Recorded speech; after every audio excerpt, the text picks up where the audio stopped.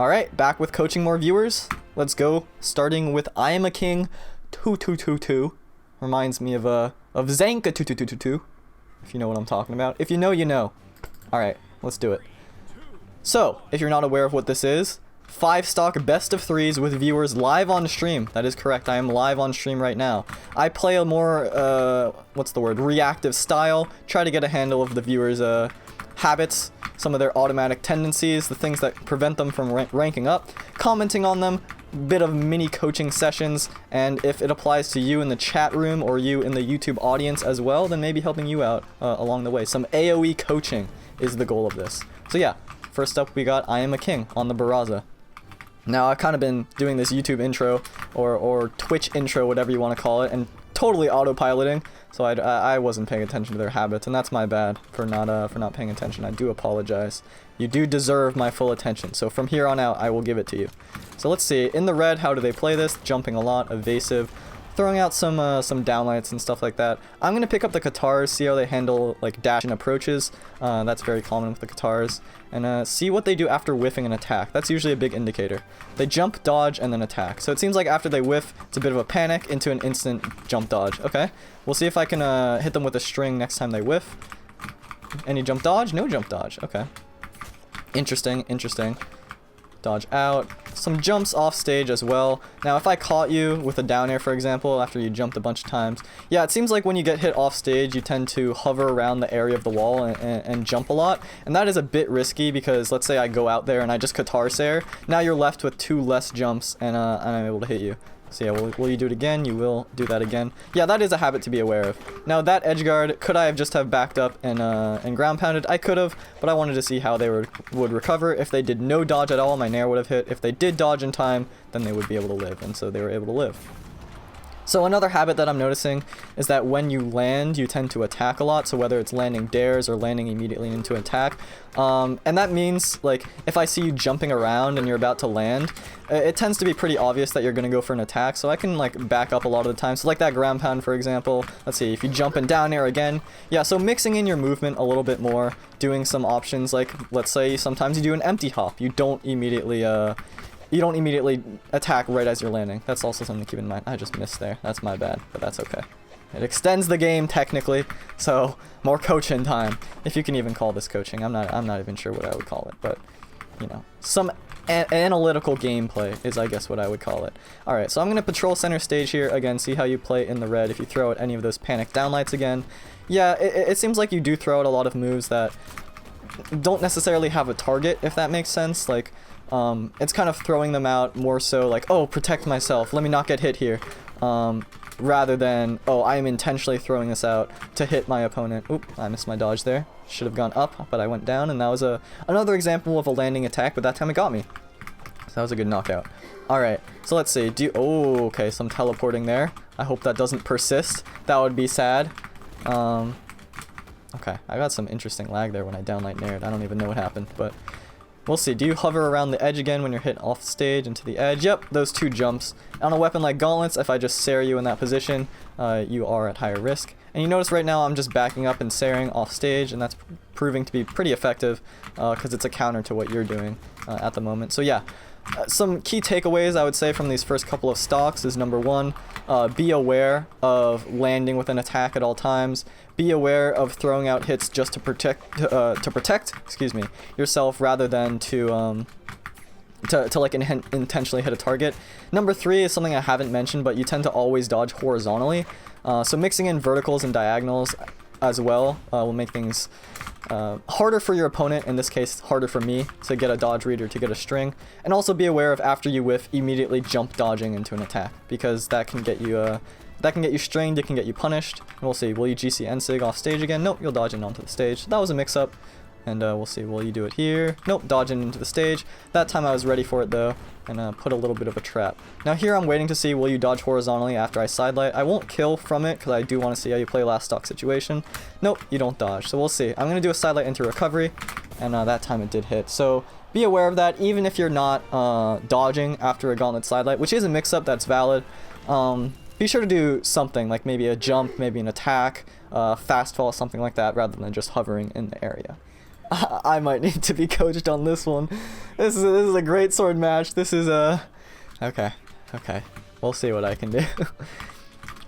Yeah, but we'll see. On the greatsword is a much more grounded weapon than axe tends to be, for the most part. We'll see if you do a lot the same like grounded options where you whiff and then you jump dodge immediately. We'll see if you do landing aerials more. I have a feeling you'll do a lot less landing aerials with the greatsword than with the axe, but yeah, from right off the bat, it seems like after doing a standard grounded attack, you dash escape, which is one of the safest options on greatsword, so I didn't really punish you for it, so that's good to keep in mind. Also, dodge ins when you're off stage, be aware of those. Dodge in, nope, no dodge in. Maybe I didn't make my intentions obvious about like continuing to approach, but yep, there was another dodge in, so be careful about dodge ins off stage. We'll see with Katar's if we'll handle it more. Landing with an attack, yep. So it's easier to notice definitely when I point them out. This is also part of why doing these kinds of segments are pretty draining.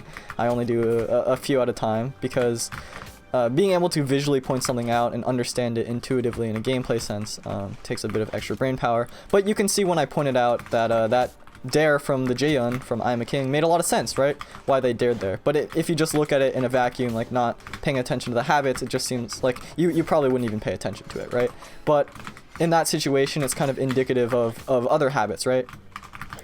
It lines up with some of the other things we've been noticing. So that's why I think it's important to point those things out. So it seems like on the greatsword you're a little less comfortable, I would say, than on the guns. Maybe that's me assuming, but on the guns and on the axe, it seemed like you kind of had a better sense of your hitboxes as opposed to now just throwing them out a little bit.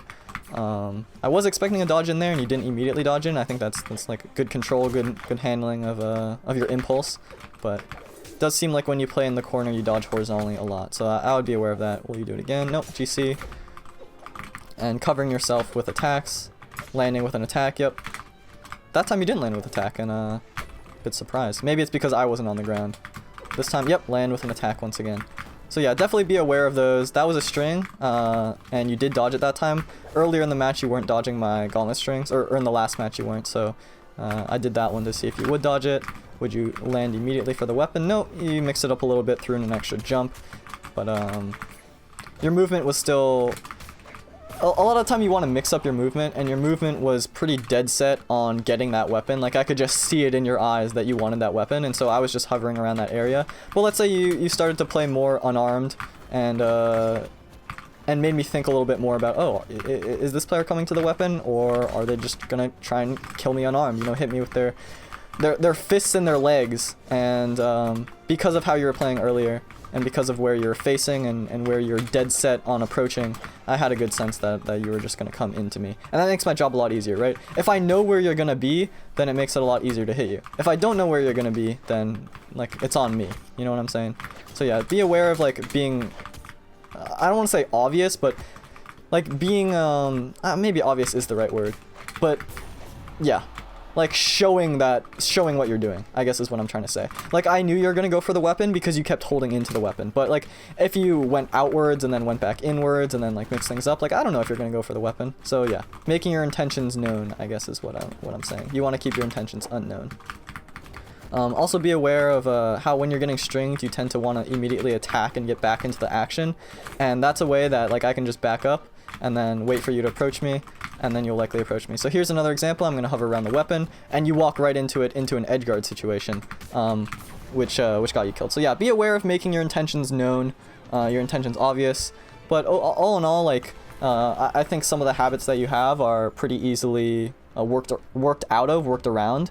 So yeah, be aware of landing with aerials, be aware of walking pretty obviously forward, if that makes sense. I don't mean to say obviously like it's I don't mean to be condescending or anything like that. I apologize if that's what gets across.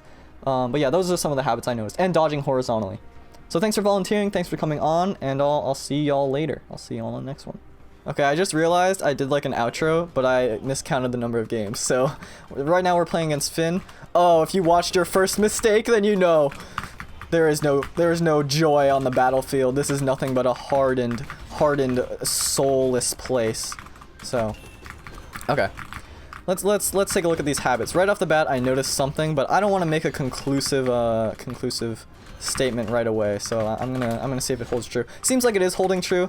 A bit of similar problems. If you watched the last time I did this, I mentioned something about like hitting, moving into your attacks rather than just attacking, and it seems like Finn a lot of the time is sort of just attacking where I am and not like moving into the attacks. Or like if I walk forward, will they just immediately attack? And if I dash back, will it fake them out? That's something to test to see. Okay, that was a bit rude of me, I apologize. But yeah, that is the first habit that I noticed right off the bat, is you tend to attack and then attack first and move second rather than move first and attack second. So we'll see if that holds true. If I walk forward and back, yep, you'll immediately attack. So that is a habit to keep in mind. Be aware of your automatic habit to attack. There you didn't try to hit me while landing, so that is, you know, that's pretty good, because if you tried to do it, I would have punished it. I was in position, so you held back maybe your impulse, or maybe not your impulse, I don't really know, to do something like that. Will you recover high here or recover with an attack? Kind of both. Recovered high with a recovery move. I'll be looking out for that in the future stocks here. See if that's something I can take advantage of. I'm going to hover around. I'm actually not going to attack you here. I just kind of want to see what attacks you go for. Things that are a bit risky, I would say. On the hammer, a lot of the time you want to bait people with your movement or control them outside with like your huge hitboxes and the huge space that you have. I've got to imagine that was a misinput with a GC NSIG. A bit unfortunate, but sometimes misinputs happen. Yeah, seems like it was a bit of a misinput. That's okay. So here I'm just going to back up and do some neutralites and see if you attack into them. Yep, jump baits and then landing with an attack. And then once you notice that it's not working, it seems like you try to go for an all or nothing play. So I'm just going to do the same thing, patrolling center stage, hitting you with neutralites and Sares, and seeing how you try to approach me. It does seem like you're mixing in your movements a little more, maybe from what I'm saying on stream. Not entirely sure if that's your typical play style or something that you're doing because of the commentary. Not entirely sure, but that is something to be aware of, that your automatic habit tends to be to attack into your... Whoop, I'm into ground pound. It's okay. Attack into your movement rather than movement into attack. And that's a key thing, I think, at a lot of Elo ranges, all the way up to Diamond, that people tend to do a lot. So it is something to be aware of at the very least. Again, I keep mentioning this in like every time that I do these videos, but just because something is a habit doesn't necessarily mean it's bad. It's just about like noticing patterns. And if it's something you do all the time, I'm gonna go wide here. We'll see how you punish me. If it's something you do all the time versus something that you just mix up a little bit. Okay, I didn't think that was gonna hit me. I'm gonna be honest. That's on me. That's on me. Something you do all the time, or something that's just more a one-off, like mix-up. And the whole idea of like mix-up is you add more tools to your kit so that you have more things to choose from. And it seems like at the moment that your approaching options seems to be a bit limited to like I've been saying, attacking into moving. So I think just learning some, I guess, movement tricks, holding back and restraining yourself from always attacking all the time, I think could really help if your goal is to rank up and everything like that. We'll see how you recover here. I'm just going to patrol the stage. Yep, recover high with an attack again. So it also seems like one of your habits is to, two habits that I just noticed. One of them is kind of like we talked about earlier, where you recover high with your recoveries. And the other one that I kind of just noticed is that after you land an attack, you try to like go ham and then like continue the attack even further. But if I like back up and dash back, then I can usually avoid those. I also haven't been sidelight into downlighting you, but I will start doing it from now on. Because you haven't been dodging it, so we'll see if I can take advantage of that. Actually, I'm just gonna mash downlight, and we'll see how you play around it. Because you tend to, it seems like in neutral, now this could just be a misinput again, very unfortunate. It seems like in neutral you tend to hop around a lot, wait for your opponent to make a mistake, and then attack. And if they don't make a mistake, then it's a bit of panic and like, oh, what do I do? And you do a signature, which makes my job easier because signatures tend to be easier to punish than light attacks.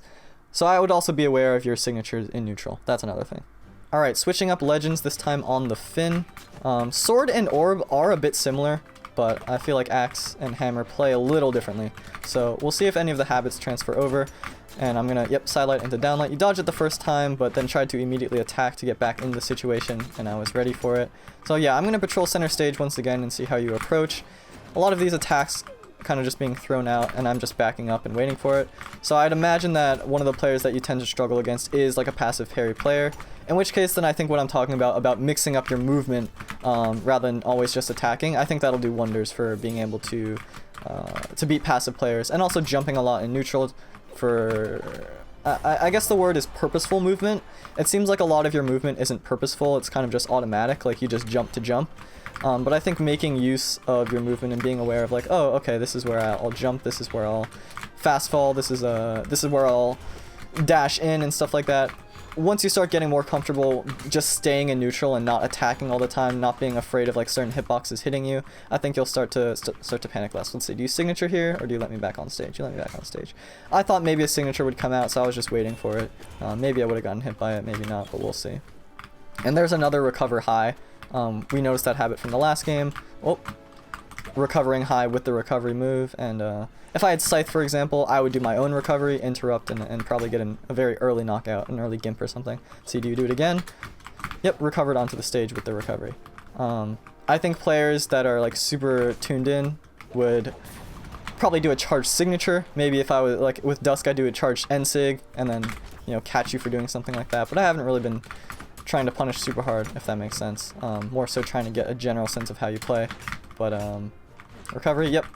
So in that situation, I think recovery probably works a lot of the time, but learning what options work and what options don't, or what options are like inescapable and what the counters are. So like for me, for example, like in that situation, to escape that recovery, depending on when you use it, I can either jump super late or I could fast fall, and either of those could avoid it. So just being aware of that. I think it's fine to go for that recovery though. It works a lot of the time when people are tense, when it panics. Just know the counter options, and I'm sure you do. This is more of just a general sense. Let's see, will you recover high again? Recover high with the recovery. Nope, that was a dodge in on stage. Okay, good mix up, good mix up. So yeah, a lot of these attacks I'm noticing are oh, I missed. Whoops. A lot of these attacks seem like they're kind of being thrown out to panic a little bit, and like, oh no, he's getting close to me, I need to attack. Maybe that's not your thought process, but from an outside perspective, like me playing against you, that's what it kind of feels like. The moment I get close to you, you tend to panic a little bit and just immediately throw out an attack, like those past couple end lights.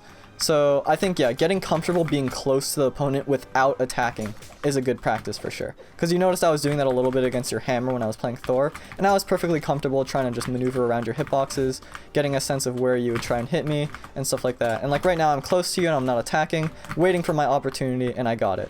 And like if I attacked a bit earlier, I might have lost that opportunity entirely. That was a bit, just a bit of an extended combo there. I caught your dodge.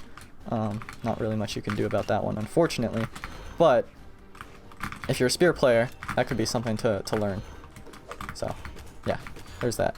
But yeah, a lot of if you notice a lot of the habits that I mentioned, I'm kind of talking about the same ones a lot, and it seems like they are the main aspects of your play in terms of like how you play neutral, and then what you do after whiffing, and what you do in red, and what you do off stage. So those are the things I'd look at. I think I'd start with trying to be comfortable just moving around and not attacking, because that seems to be your main issue, is like right there, that side air, it's like, oh, I need a hit, I need a hit, I need a hit, I need a hit, and all I had to do was just wait it out. And we'll see if you do that again with the axe. Yep, with that down air. Recover high with the recovery. Yeah, I wasn't in position to punish it, but I kind of knew it was going to happen. If this was like a tournament match, for example, I'd be prepped and ready for that for sure. Right now, I'm just kind of waiting for you to do a side air or something, or a panic ground pound. Yep. So yeah, that is the #1 thing I would suggest, is get comfortable moving next to an opponent, but not attacking them. And I hope that helps. I think it will. If you start getting comfortable with that, you'll start needing to throw out attacks less and less. Like, it'll stop being that much of a compulsion, and that should help along. But hopefully that helps you. Hopefully that helps some of the viewers. If you have similar habits, you know, let me know if some of the things apply to you. And I'll see you in the next one. Thanks for watching, everyone.